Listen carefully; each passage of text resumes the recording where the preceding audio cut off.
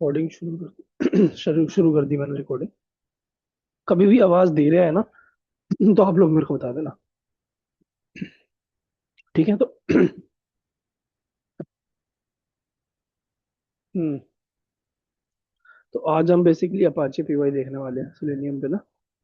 तो Apache PY होता क्या है, बेसिकली एक फ्रेमवर्क होता है जो आपका टेस्ट डेटा रीड करता है। ठीक है, जैसे कि हम इसमें एक्सेल फाइल वगैरह में डेटा रख सकते हैं और एक्सेल फाइल से डेटा को रीड कर सकते हैं। सेम जैसे हम 2D एरे वगैरह में लूपिंग लगाते हैं ना, तो उसी के कॉन्सेप्ट्स को यूज करके हम लोग यहाँ पे रियूजेबल फंक्शन भी बना सकते हैं। पहले मैं आपको दिखा देता हूँ कैसे ये इम्प्लीमेंट होता है। आप देख रहे हो ये डिपेंडेंसी है एक। सबसे पहले अपाचे पीवाई को यूज करने के लिए हमारे पास ये डिपेंडेंसी होनी चाहिए, आप सबके पास होगी ये। अगर आप सबके पास किसी के पास भी ये नहीं है, तो मैं ये चैट पे दे रहा हूँ, ये आप अपने pom.xml फाइल पे डाल देना। ठीक है। ये पॉम डॉट एक्सएमएल में बाय डिफॉल्ट मिल जाएगी हमारे को। आई थिंक मैंने आप लोगों को सबको अपनी ही फाइल दी है, तो मेरे फाइल में तो था ये। बट अगर ये नहीं है तो हाँ, ये आप आपकी कॉपी डालना। करी थी, हाँ। ठीक है, ये आप डालोगे, फिर डालने के बाद क्या करोगे, यहाँ पे राइट क्लिक करोगे। राइट क्लिक करके फिर क्या करोगे, मेवन कहाँ गया इसमें, मेवन। मेवन के बाद फिर अपडेट प्रोजेक्ट है, फिर यहाँ पे फोर्स अपडेट पे क्लिक करके ओके करोगे। ठीक है, ये करना होगा। बट अगर है तो फिर नहीं करना पड़ेगा कुछ भी। ठीक है, तो आप अपने एंड पे एक बार चेक कर लेना सब, नहीं है तो ये डाल लेना। ठीक है, तो इसको डालने के बाद फिर अब हम शुरू करते हैं।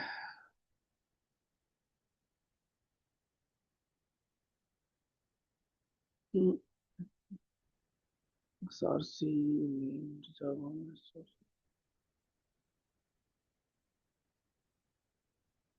एक मैं क्लास बनाता हूँ यहाँ पे।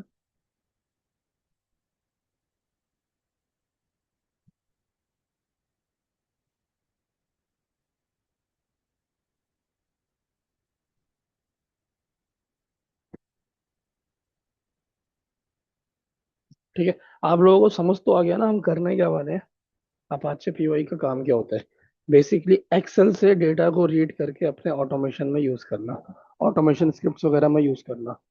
ठीक है, जैसे कि निशांत आप आई थिंक डेटा यूज रखते हो ना, एक्सेल वगैरह में डेटा रखते हो, आप सबने जिसने टेस्टिंग करी है आपको पता होगा कि हम हाँ। डेटा, हाँ, टेस्ट डेटा मेंटेन करते हैं एक्सेल में। जेसन में भी करते हैं, एक्सेल में भी करते हैं। ठीक है, तो बेसिकली ये क्या करता है, सिर्फ और सिर्फ एक्सेल, इसमें दो तरह की फाइल्स के ऊपर अप्लाई होता है। एक्सेल फाइल्स के दो तरह के एक्सटेंशन होते हैं ना, क्या क्या होते हैं, डॉट एक्सएल एस और डॉट एक्सएल एक्सेस। ठीक है। ठीक है, और आगे हम इसको डेटा प्रोवाइडर के साथ भी यूज करेंगे जब हम वो पढ़ेंगे, क्या बोलते हैं ये, जब हम टेस्ट एनजी पढ़ेंगे फ्रेमवर्क ना, तो वहां पर हम इसको डेटा प्रोवाइडर के साथ भी यूज करेंगे। ठीक है, इसको पढ़ने के लिए हमें एक चीज पता होनी चाहिए, वो मैं दिखाता हूँ। जैसे कि फॉर एग्जांपल,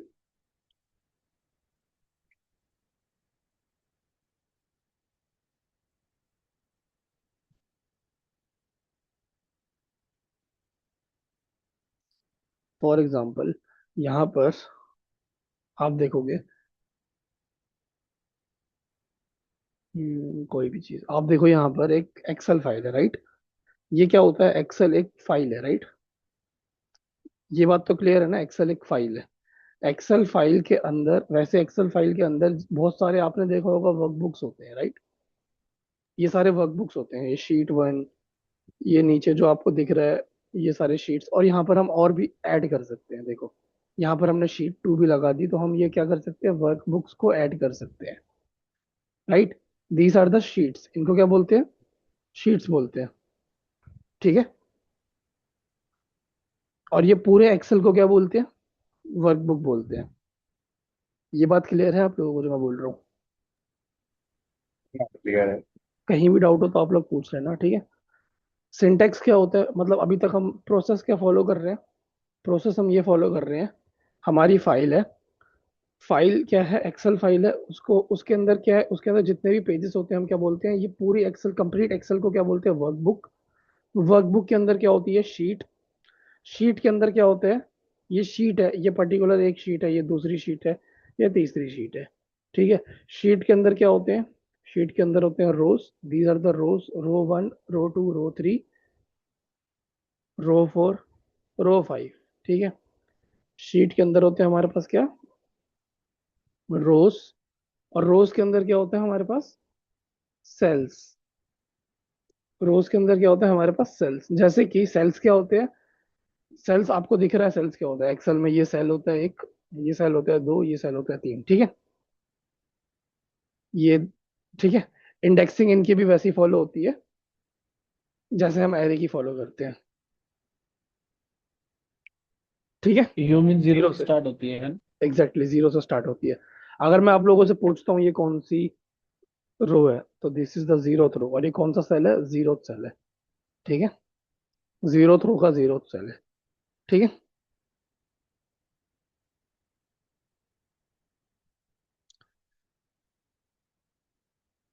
ठीक है।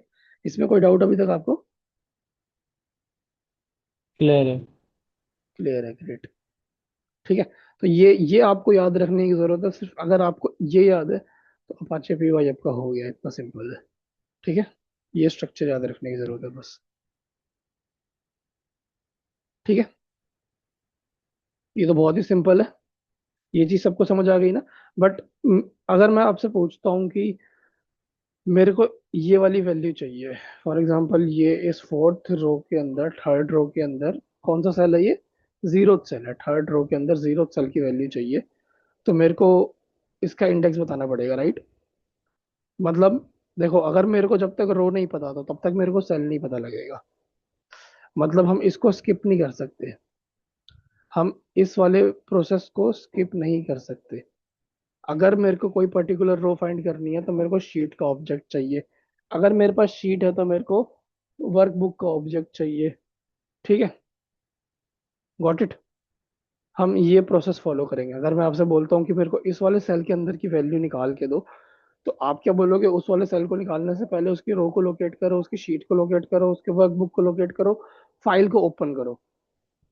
फाइल दो चीज होती है, या तो रीड होती है तो राइट होती है। फाइल क्या होती है, या तो रीड होती है या तो राइट होती है। वर्कबुक क्या होती है, वर्कबुक हमेशा ओपन होती है। ठीक है। शीट हमेशा सेट होती है। और रो और सेल का तो सिंपल है अपना, इसका ऑब्जेक्ट हमेशा क्रिएट होता है। ठीक है। तो हम शुरू करते हैं, अपना कोड लिखते हैं, वही प्रोसेस फॉलो करेंगे। देखो हमारे पास, मैंने क्या बोला था, फाइल हमेशा ओपन होती है। ठीक है। तो हमारे पास दो चीजें होती हैं फाइल के लिए, या तो हम फाइल इनपुट स्ट्रीम यूज करते हैं या तो फाइल आउटपुट स्ट्रीम यूज करते हैं। ठीक है। इनपुट स्ट्रीम क्यों यूज करते हैं, रीड करने के लिए, एक्सेल डेटा को रीड करने के लिए। जनरली हम एक्सेल में डेटा को राइट नहीं करते ऑटोमेशन से, बट अगर आपको राइट करना है तो आप आउटपुट स्ट्रीम का यूज करके राइट भी कर सकते हैं। ठीक है। हमारे पास दो चीजें होती हैं क्या, फाइल का इनपुट स्ट्रीम और फाइल का आउटपुट स्ट्रीम। ठीक है।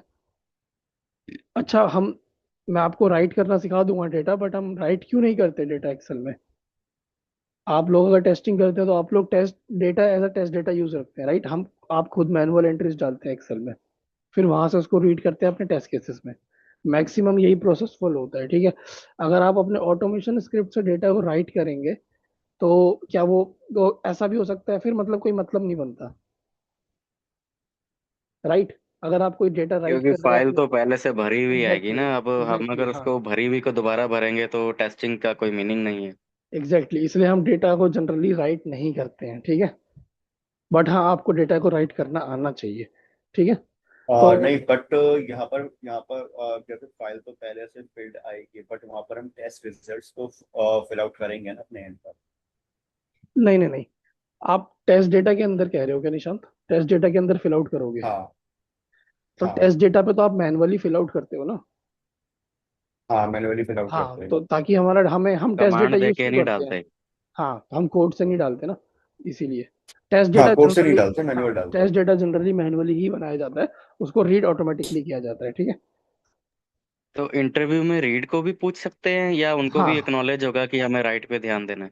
नहीं नहीं नहीं, कैसे राइट पे मतलब नहीं ध्यान देना, ओनली हीट पे राइट पे ध्यान ध्यान देना। नहीं देना तो राइट के बारे में भी पूछ सकते हैं वो? माइट भी पूछ सकते हैं, ठीक है, वो भी मैं आपको बताता हूँ, ठीक है। सबसे ठीक है। पहले तो मैंने आपको बोला क्या, कि हम यूज करेंगे फाइल इनपुट स्ट्रीम क्लास, ठीक है। ये क्यों यूज होता है, ये यूज होता है आपके इसके लिए, डेटा को रीड करने के लिए, ठीक है।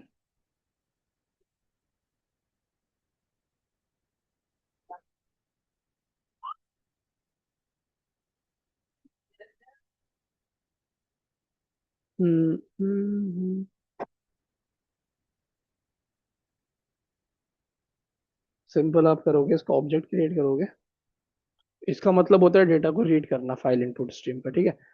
इसमें आप अपनी लोकेशन दे दोगे एक्सेल फाइल की। अच्छा, मैंने यहाँ पे एक इनको बना के दिया था, तो मैं यही वाली लोकेशन यूज कर लेता हूँ शीट की।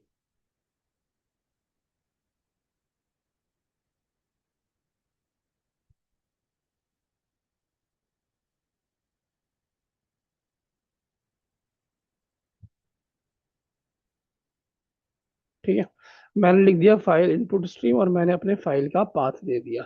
मैंने क्या दिया यहाँ पर, अपने फाइल का पाथ दिया। इसका मतलब क्या होता है, इसका मतलब ये होता है, मैं बोल रहा हूँ अपने कोड को कि ये वाली फाइल को जाकर ओपन करो और इसको रीडेबल बनाओ, ठीक है। अगर इसको राइटेबल बनाना होता तो आप क्या करते यहाँ पे, इनपुट की जगह क्या लिख देते, आउटपुट स्ट्रीम है। आउटपुट लिख देते, ठीक है। इस लाइन का मतलब आप लोगों को समझ आया मैंने क्या किया इस लाइन पे। फाइल इनपुट स्ट्रीम का एक ऑब्जेक्ट बनाया, और उसको उसके अंदर पैरामीटर में कंस्ट्रक्टर में पास किया क्या, पाथ। कौन सा पाथ, जिस भी शीट को आपको ओपन करके रीडेबल बनाना है, ठीक है। ओपन करके रीडेबल बनाना है, राइटेबल नहीं बनाना, रीडेबल बनाना है। अगर राइटेबल बनाना होता तो आप क्या करते, फाइल आउटपुट स्ट्रीम यूज करते, ठीक है। बस इतना ही था हमारा अपाचे पीवाई। अब आगे हम बस वही प्रोसेस फॉलो करेंगे जो अभी हमने सीखा। मैंने क्या बताया था आपको, फाइल ओपन करेंगे, उसके बाद क्या करेंगे, वर्कबुक का ऑब्जेक्ट क्रिएट करेंगे, वर्कबुक को बताएंगे कि ये वाली फाइल हमने क्रिएट करी है, ठीक है। तो वर्कबुक का ऑब्जेक्ट क्रिएट करने का तरीका क्या होता है, हमारे पास एक क्लास होती है इसके अंदर x S S F, x S S F workbook, ठीक है। और आप कुछ भी नाम दे सकते हो वर्कबुक का, जो भी आपको नाम देना है, डब्ल्यू भी दे दो, कुछ भी दे दो, ठीक है। Is equals to new X S S workbook, ठीक है। और हमें अपने वर्कबुक को बताना है कि आपको कौन सी फाइल, मतलब कौन सा एक्सेल हम यूज कर रहे हैं, ठीक है। बेसिकली कौन सा एक्सेल हम यूज कर रहे हैं, तो हमने यहाँ पर फाइल के अंदर डिफाइंड है, फाइल ऑब्जेक्ट के अंदर, कि हम ये पर्टिकुलर एक्सेल फाइल को ओपन कर रहे हैं, तो वर्कबुक के अंदर हमको वो फाइल देनी पड़ेगी जो हम यूज कर रहे हैं, ठीक है। इसको भी आप इंपोर्ट कर दो,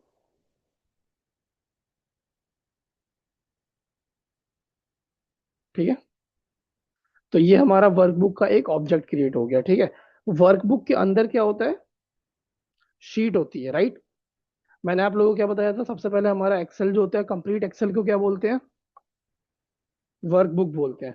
वर्कबुक के अंदर वो शीट होती है। अब आपको ये डिसाइड करना है कि मुझे कौन सी शीट के ऊपर काम करना है। यहाँ पर कितनी शीट्स है आपके वर्कबुक के अंदर, एक शीट है, दो शीट है, तीन शीट है। अब आपको डिसाइड करना है कि आपको कौन सी शीट के ऊपर काम करना है, तो मेरे को शीट वन के ऊपर काम करना है। तो वो कैसे डिसाइड करते हैं, वो ऐसे करते हैं, वर्कबुक के अंदर शीट है, तो आप क्या करोगे, वर्कबुक का ऑब्जेक्ट यूज करोगे, डॉट गेट शीट यूज करोगे। गेट शीट हमारे पास एक मेथड है, ठीक है। और ऋषभ, यहाँ, इसमें शीट की इंडेक्सिंग जीरो से स्टार्ट होती है क्या, हाँ या वन एग्जैक्टली, से ही होती है? एग्जैक्टली शीट की इंडेक्सिंग जीरो से स्टार्ट होती है। यहाँ पे मैं बताने वाला था, मैं आपको ये चीज आपने पहले रेस कर दिया। अब यहाँ पर आपके पास तीन शीट है, this is sheet zero, this is sheet one, this is sheet two. या तो आप इंडेक्सिंग यूज कर लो शीट का, ठीक है, जीरो वन टू, या तो आप शीट का नेम यूज कर लो। शीट वन का नेम क्या है, शीट वन, तो आप सीधा इसको कॉपी कर लो। आई थिंक नेम यूज करना ज्यादा इजी अच्छा रहेगा, ठीक है। या तो आप इंडेक्स भी यूज कर सकते हो, यहाँ पे जीरो भी लिख सकते हो, या तो आप यहाँ पर शीट वन का बट नेम भी अगर डाल सकते हो। मल्टीपल शीट्स होंगी तो उसमें तो फिर वो हो जाएगा ना, इंडेक्सिंग में प्रॉब्लम भी हो सकती है। हाँ, तो वही इंडेक्सिंग में है, प्रॉब्लम नेम्स हो या सकती है, हाँ। हाँ। तो आप नेम यूज करो, ठीक है। तो अब यहाँ पर हमारे पास क्या हो गया, शीट मिल गई हमें, ठीक है। शीट कैसे लेते हैं, वर्कबुक से शीट लेते हैं, ठीक है। अब इसको भी आप क्या करो, एक उसमें रख दो, XSF शीट के ऑब्जेक्ट में रख लो, शीट।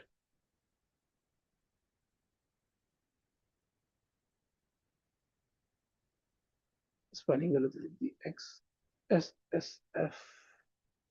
ठीक है, बस ये थोड़ा सा आपको नाम याद रखना है, XSSF। ठीक है, यहाँ पे हम सारी चीजों के लिए XSSF यूज करते हैं।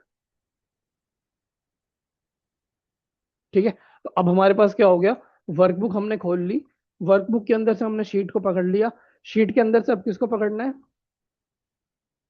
शीट के अंदर से ऋषभ एक किसको क्वेश्चन पकड़ना है। था। हाँ हाँ बोलो। जैसे आपने लिखा है एक्सएक्सएफ वर्कबुक एक्सएसएफ शीट, ये क्लास है या कि ये वेरिएबल टाइप की है? क्लास है ये।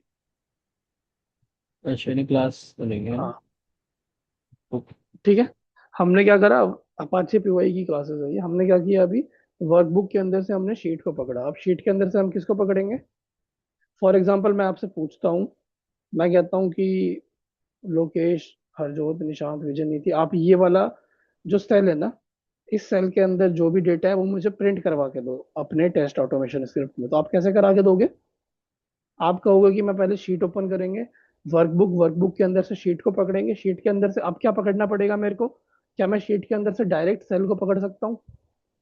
आप यहाँ पे देखो, क्या शीट के अंदर से मैं डायरेक्ट सेल को पकड़ सकता हूँ, नहीं, शीट के अंदर से पहले क्या करना पड़ेगा, रो को पहले पकड़ना रो, पड़ेगा, फिर रो के बाद वो सेल को रो पकड़ना पहले पड़ेगा। ठीक है, पहले रो पकड़ेंगे फिर सेल में जाएंगे। एग्जैक्टली तो अब हम क्या करेंगे यहाँ पे, शीट के अंदर से अब हम, हमारे पास शीट आ गई, अब हम क्या करेंगे, इस शीट से, हमारा शीट का जो ऑब्जेक्ट है, इस शीट से क्या करेंगे, रो को पकड़ेंगे। कैसे पकड़ेंगे, sheet dot get row, got it.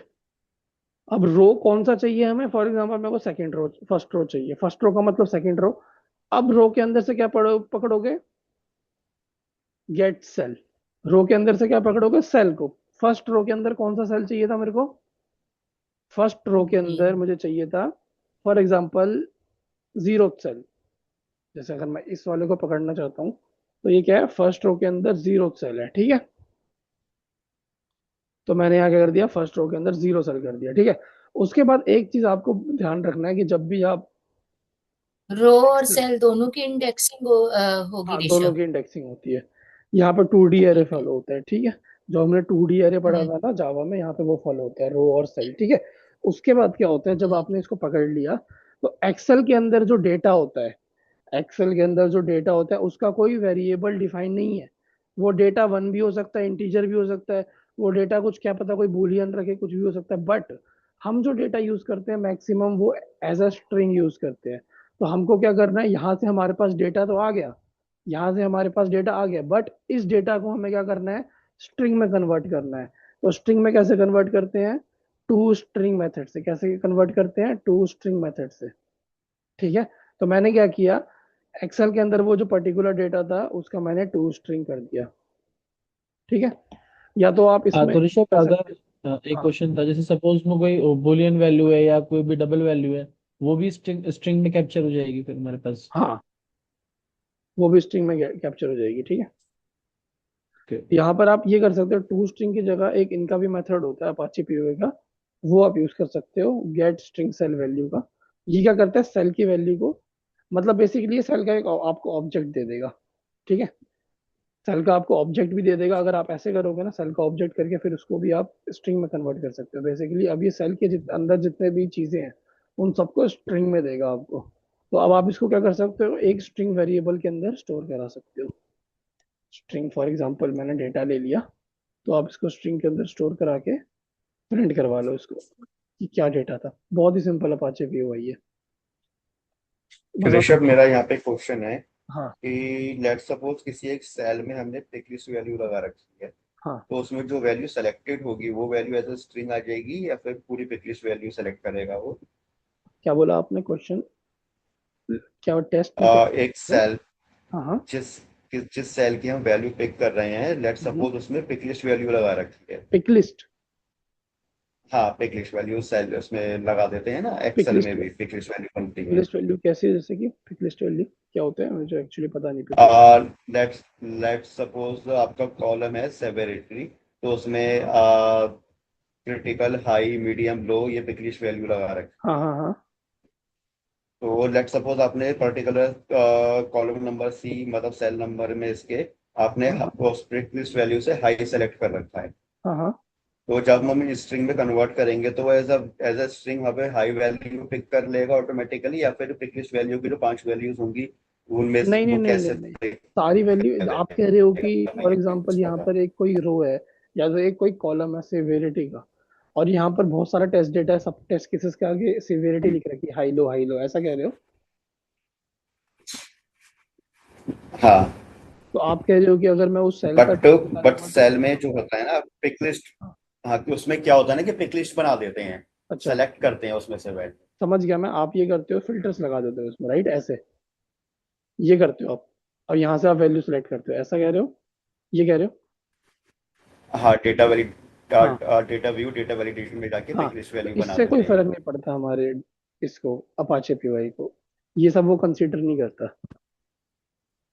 अच्छा, तो जो वैल्यू सेल में हाँ सेलेक्टेड होगी वो वैल्यू वो एज ए स्ट्रिंग कन्वर्ट करके दिखा देगा वहाँ पे। बस, हाँ एग्जैक्टली।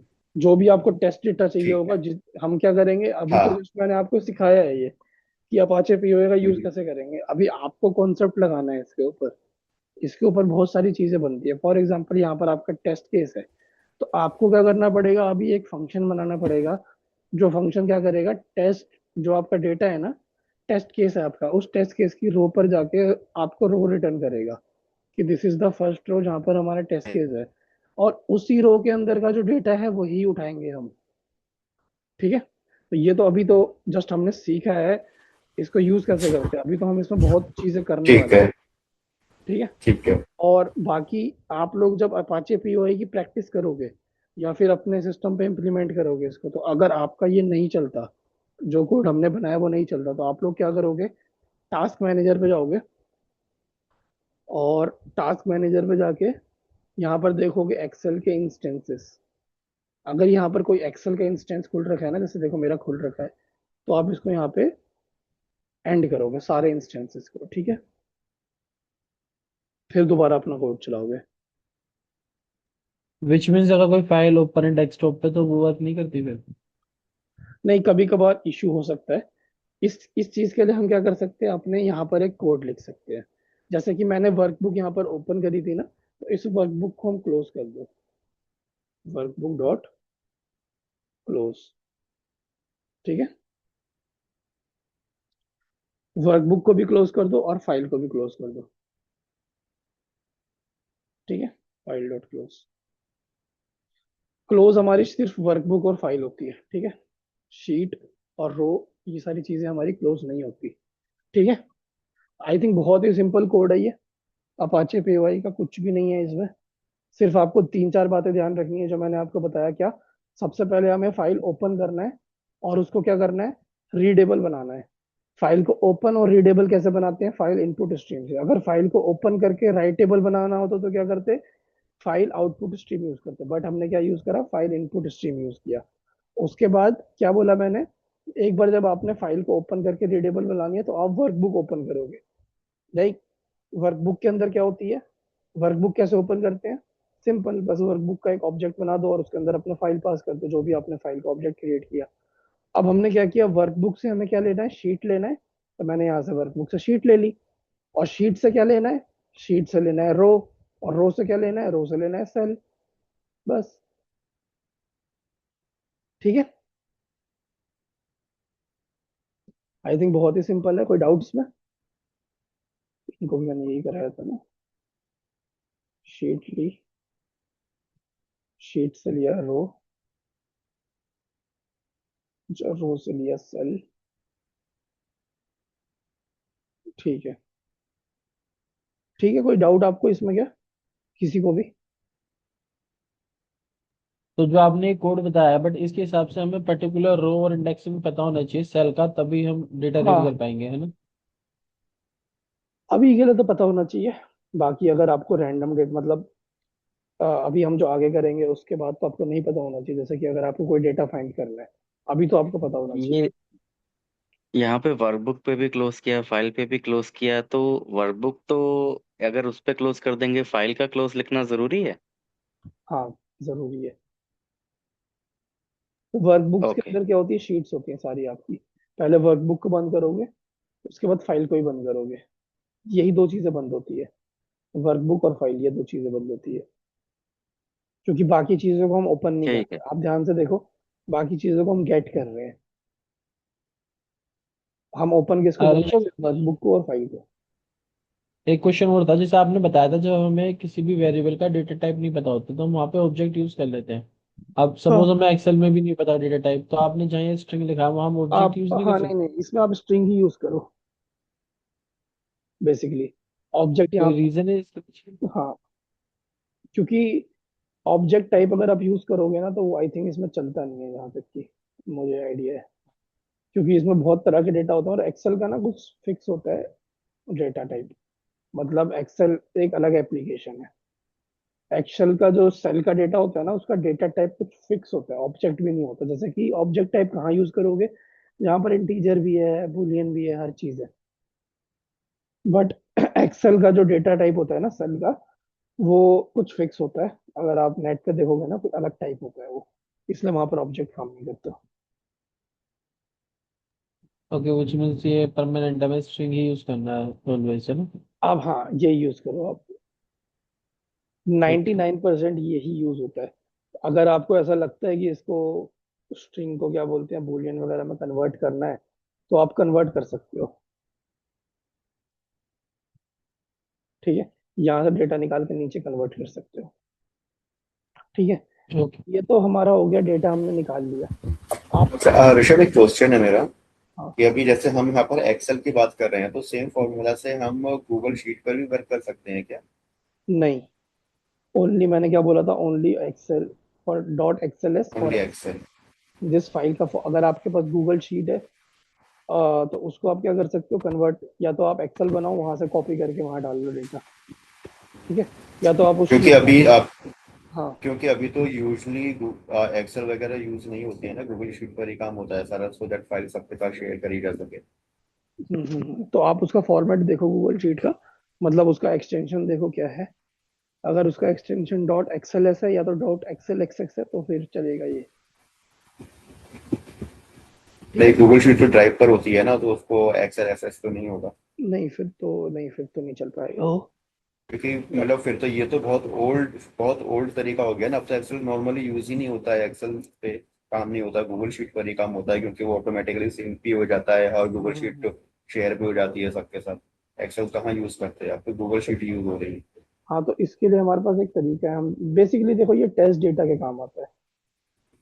तो टेस्ट डेटा अगर आप अभी भी टेस्ट टेस्ट ऑटोमेशन डेटा करोगे ना, टेस्ट डेटा भी मैं अपने ऑर्गेनाइजेशन की बात करूँ तो टेस्ट हाँ डेटा हाँ पूरा हाँ, ड्राइव पर ही होता है, गूगल शीट में वर्ड जो गूगल डॉक होता है और गूगल शीट होती है, उन्हीं में रखते हैं सारा कुछ, उन्हीं पे काम होता है। एक्सेल तो मतलब दे ही नहीं रखा, तो हम्म। कंप्यूटर्स में ही नहीं है Excel। नहीं नहीं, इसके लिए थोड़ा सा अपने पास एपीआई हमें यूज करनी पड़ेगी, गूगल शीट वगैरह के लिए ना।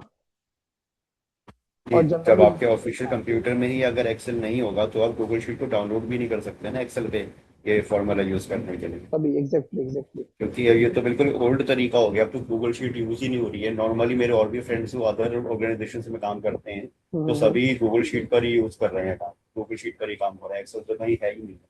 अच्छा अच्छा, गूगल शीट मतलब, अब एक्चुअली हम तो गूगल शीट अभी यूज नहीं करते। गूगल शीट ऐसा होगा कि वो आपका सर्वर में एक तरह से ऑनलाइन होता है, राइट। हाँ, ऑनलाइन होता है। हाँ, समझ गया, वो एपीआईज वगैरह से कॉल होंगे फिर, वो इससे कॉल नहीं हाँ, होंगे। गूगल शीट का क्या होता है ना, आप पूरी टीम के साथ में शेयर कर सकते हो गूगल शीट समझ को। गया मैं, वो एक्सेल आपका ऑटोमेटिक ऑफलाइन अपडेट, होता है, वो आप ही के अपडेट होते कंप्यूटर में रहता है रहेगा। वो। गूगल शीट आपका ऑटोमेटिकली अपडेट होता है, डेटा नहीं उड़ता आपका। हाँ, एग्जैक्ट। हम्म। तो एक्सेल तो बट कहीं हाँ, यूज ही नहीं हो रही है, तो बहुत ही ओल्ड तरीका हो गया, अब एक्सेल कहीं यूज ही नहीं हो रहा है तो इसका हाँ फायदा हाँ, भी नहीं मिलेगा। बट जनरली आप देखोगे ना, ऑटोमेशन पे 99% अभी भी एक्सेल और जेसन यूज हो रहा है। रीजन ये है क्योंकि जब भी हम कोई टेस्ट केस बना रहे हैं, तो हम्म। वैसे हम जेसन यूज कर रहे हैं, एक्सेल शीट यूज नहीं कर रहे, जेसन फाइल वगैरह यूज कर रहे हैं। तो हम अपना test data basically JSON file में ही रखते हैं। ओके। और कुछ कुछ लोग अभी भी एक्सेल शीट यूज करते हैं, एक्सेल शीट पे ही डेटा, अपना टेस्ट डेटा रखते हैं। क्योंकि देखो होता क्या है, हमें डेटा हमारा फिक्स होता है। फॉर एग्जांपल, अगर आपके पास कोई यूजर है जिससे आपको टेस्ट करना है, कि भाई इस यूजर से लॉगिन हो रहा है या नहीं हो रहा, तो आप एक टेस्ट डेटा बना दोगे सिंपल, उसमें यूजर का नाम लिख दोगे, तो वो चीज फिक्स है, क्योंकि टेस्ट केस की रिक्वायरमेंट ही वो है ना। अगर टेस्ट केस बोलता है कि निशान से लॉगिन करो, तो निशान से ही लॉगिन करना पड़ेगा ना। कल को वो तो बात ठीक है आपकी। हाँ, कल को वो टेस्ट केस बोलता है कि नहीं भाई ये नाम चेंज करो, तो हम क्या करते हैं, सिर्फ एक्सेल का वहां पे जाके नाम चेंज कर देते हैं। मैं समझ रहा हूँ आपकी बात, आप क्या कह रहे हो। आप, मैं समझ गया वो शीट जो आप बता रहे हो ना, बट उसका डिफरेंट प्रोसेस होगा जो आप बता रहे हो ना। और अगर डेटा अगर इतना रैंडम होगा कि हम वहां पे डेटा चेंज कर रहे हैं, तो हम अपना टेस्ट केस कैसे मेंटेन कर पाएंगे? टेस्ट केस तो हम चला ही नहीं पाएंगे ऑटोमेशन से। आप कह रहे हो कि डेटा हम यूज कर रहे हैं गूगल शीट पे, वहां पर फॉर एग्जांपल कोई नेम का ही डेटा ले लो, जैसे मैंने अभी आपको बोला कि एक यूजर से हम नाम चेक करवाएंगे। फॉर एग्जांपल निशांत नाम के यूजर से हमारा टेस्ट केस चलेगा। कल को किसी बंदे ने हाँ, निशांत करके कोई एक्स वाई जेड नाम लिख दिया, फिर किसी और बंदे ने एक्स वाई जेड नाम लिख दिया, तो नाम तो बार बार चेंज हो रहा है, तो आप उसको अपने कोड में कैसे हैंडल करोगे? वो हम वहां पे यूज, हाँ वो ठीक है, आपका भी ठीक है, बट यहाँ पर ऑटोमेशन पे जनरली आप देखोगे तो गूगल शीट अभी तक तो यूज नहीं होती है। मैंने तो अभी तक किसी भी प्रोजेक्ट में गूगल शीट नहीं देखा ऑटोमेशन में। ठीक है। बट जनरली हाँ, मैनुअल टेस्टिंग वगैरह में अगर आप करोगे तो या तो ज्यादा जहाँ पे ज्यादा डायनेमिक चीजें होती हैं वहां पे यूज करते होंगे, या तो जहाँ पे टीम साइज बड़ा होता होगा। या बट हाँ वो ठीक डिफरेंट है, है, आगे बढ़ते हैं। वो हमारा एपीआई से होता है, वो भी पॉसिबल है, वो हमारे एपीआई वगैरह में हम देखेंगे। ठीक है। तो बेसिकली यहाँ पर हमने ठीक क्या है। देखा, डेटा निकालना सीख लिया। डेटा निकालने के बाद अब हम क्या करेंगे, अब हमारे पास जो शीट होती है, शीट के अंदर मेरे को कैलकुलेट करना है कि हमारी लास्ट रो कौन सी है। ठीक है। क्योंकि बेसिकली जो हमारी शीट होती है, शीट के अंदर हमें क्या पता होना चाहिए, रो पता होना चाहिए, और रो के अंदर हमें क्या पता होना चाहिए, रो के अंदर हमें कॉलम पता होना चाहिए। ठीक है। तो हमेशा अपनी शीट के अंदर लास्ट रो का इंडेक्स कैसे निकालेंगे? जब मैंने आपसे बोला कि लास्ट रो का इंडेक्स निकालेंगे, तो रो कहाँ पर है? रो यहाँ पर है। रो कहाँ पर है? रो शीट के बाद है। तो हम क्या करेंगे, शीट के ऑब्जेक्ट को पकड़ेंगे। शीट का ऑब्जेक्ट ये रहा। अगर अब मेरे को लास्ट रो निकालनी है, तो मैं कैसे निकालूंगा, शीट डॉट, हमारे पास एक मेथड होता है गेट लास्ट रो नंबर। ठीक है। ये रिटर्न करता है इंटीजर। ठीक है। ये क्या करता है, आपको एक नंबर निकाल के देगा जो आपकी शीट का लास्ट रो का इंडेक्स होगा। मैं यहाँ पे लिख देता हूँ इंट रो, नाम लिख देता हूँ रो नंबर। हमारे पास कितने रोज हैं हमारी शीट में, वो कौन बताता है? वो ये बताता है, गेट लास्ट रो नंबर। ठीक है। उसके बाद अगर मैं आपसे पूछता हूँ कि मेरे पे रो तो निकल गया, अब मेरे को कॉलम भी चाहिए। अब मेरे को रो के बाद मेरे को लास्ट कॉलम का भी इंडेक्स चाहिए, मतलब लास्ट कॉलम का नंबर चाहिए, तो वो कैसे निकलेगा? वो कैसे निकलेगा कॉलम का? कॉलम का निकलेगा रो से। कॉलम का कैसे निकलेगा? रो से। तो अब हम क्या करेंगे, बेसिकली कौन से रो का चाहिए? हर रो का डेटा डायनेमिक होगा, राइट? हर रो का डेटा डायनेमिक होगा। फॉर एग्जांपल रो वन में हो सकता है 5 सेल हो, एक सेल हो, 2 सेल हो। रो टू में कितने सेल हो सकते हैं? 3 सेल, 4 सेल हो सकते हैं, राइट? तो मैं क्या करूंगा, अब वो मेरे को रो वाइज निकालना पड़ेगा। ठीक है। तो मैं कैसे निकालूंगा, ये मेथड यूज करता हूँ, sheet dot get row. For example मैं रो वन का मेरे को निकालना है, sheet dot get row dot gets row के अंदर का मेरे को लास्ट निकालना है ना, तो मैं इसमें यूज करता हूँ गेट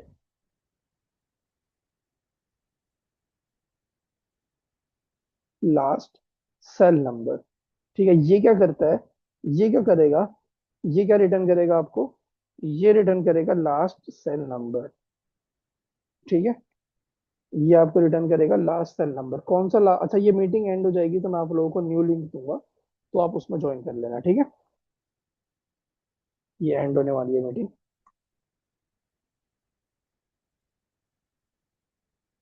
ये रिकॉर्डिंग सेव होने में 5 मिनट लगते हैं, फिर मैं आपको तुरंत दे दूंगा। ठीक है। तो आप लोग अवेलेबल रहना तुरंत। ओके। हाँ ठीक है। इसको रन करा के